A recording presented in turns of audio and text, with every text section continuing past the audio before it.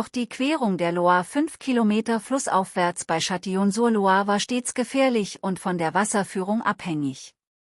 Daher entwarf Léonce Abel-Mazzoyer die Kanalbrücke, Pont-Canal, über die Loire, die unter Mitwirkung der Firma Gustave Eiffels gebaut und 1896 eröffnet wurde.